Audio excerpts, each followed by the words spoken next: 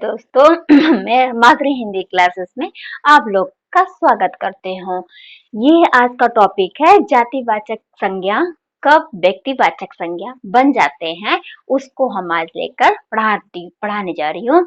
और ये टॉपिक बहुत ही महत्वपूर्ण है क्योंकि ये एग्जाम में अक्सर पूछे गए हैं। तो ये मेरा गांधी शब्द जातिवाचक संज्ञा है। कैसे जातिवाचक संज्ञा है?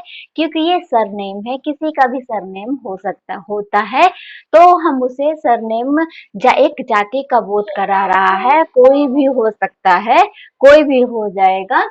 तो ये शब्द, बस गांधी शब्द ही मेरा जातिवाचक है। किंतु ये शब्द रूढ़ होने के कारण हम एक व्यक्ति के लिए अब बोलते आ रहे हैं, इस कारण ये रूढ़ हो गया है। सिर्फ किसके लिए? बस हमारे महात्मा गांधी जी के लिए, जिनका नाम मोहन करमचंद गांधी है। वो हमारे देश के राष्ट्रपिता भी कहे जाते हैं। भी क्या मेरा है जातिवाचक, क्योंकि सभी पंडितों का बोध हो जा रहा है। जहाँ यहाँ के पंडित कहीं के भी पंडित होंगे तो वो पंडित ही कहे जाते हैं, तो उनके लिए ये शब्द संबोधित किया जाता है। सभी पंडितों का इसमें बोध हो जा रहा है।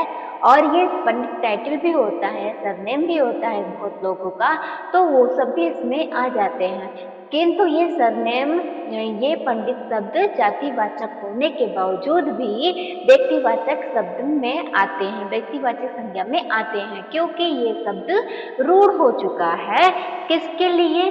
सिर्फ पंडित जवाहरलाल नेहरू के लिए ये शब्द रूढ़ हो गया है। हम उनके लिए ही आज तक प्रयोग करते आ रहे हैं।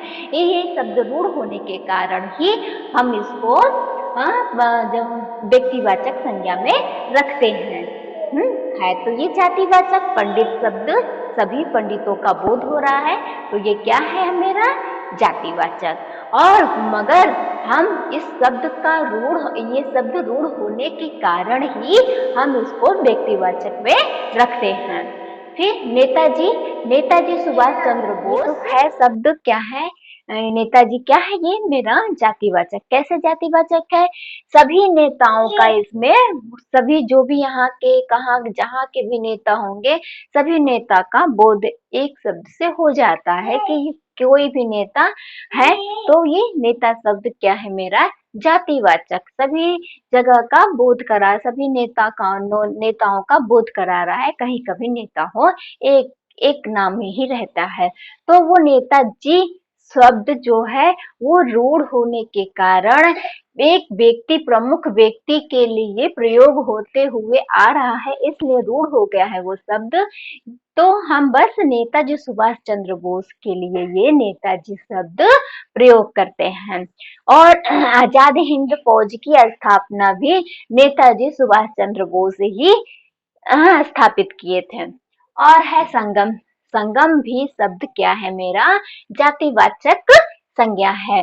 कैसे जातिवाचक संज्ञा है? क्योंकि ये दो या दो से अधिक नदियों का जहाँ मिलन हो, वहाँ मिलान हो, वही उस स्थान को हम संगम कहते हैं। यहाँ का भी यहाँ जहाँ भी संसार में कहीं भी दो नदी या दो से अधिक नदियों का जहाँ मेल होता है, उसे ही संगम कहते हैं। तो संगम कहीं भी हो सकते हैं, यहाँ भी कहीं भी हो सकते हैं, तो बहुत होंगे। तो मगर हम संगम शब्द, हम किसके संगम संज्ञा जाति जो शब्द है वो हम किसके लिए अब प्रयोग करते हैं? बस हम प्रयागराज जो संगम है, गंगा जमुना सरस्वती का जो संगम है, वहाँ कुंभ का जो मेला लगता है, वहाँ उस स्थान को हम संगम कहते हैं। उस स्थान के लिए हम संबोधित करते हैं संगम शब्द। ठीक है, संगम शब्द हम बस प्रयागराज का संगम जो तट है उसके लिए यूज करते हैं। संगम शब्द हम बोले, संगम जातिवाचक संज्ञा है। कैसे बता दी हूँ कि संगम मतलब जो दो या दो से अधिक नदियों का जहाँ मेल हो, जहाँ मिलान हो, वही उस स्थान को हम संगम कहते हैं। उस जगह को हम क्या कहते हैं? संगम कहते हैं।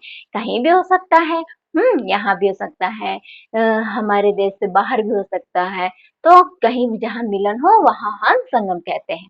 किंतु ये रूढ़ होने के कारण सिर्फ हम संगम प्रयागराज के स्थान पर जो संगम है, जो गंगा जमुना सरस्वती का संगम है, वही स्थान को हम संगम कहते हैं।